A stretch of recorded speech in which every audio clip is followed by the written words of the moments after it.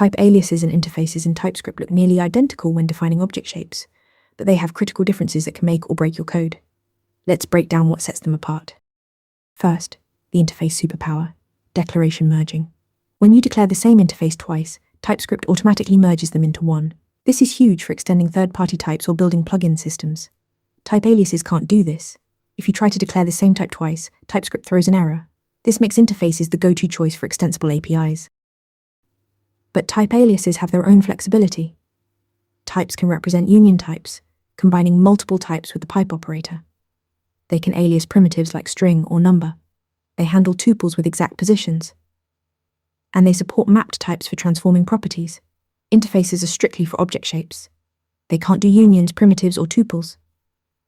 This makes types more versatile for complex type definitions. Now, the common ground. Both interfaces and types can describe object shapes perfectly well. Both support extension. Interfaces use the extends keyword to inherit from other interfaces. Types use intersection with the ampersand operator to combine multiple types.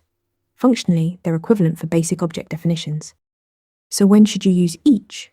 Use interfaces for public API contracts, especially libraries where consumers might need to extend your types. Use them when declaration merging is valuable.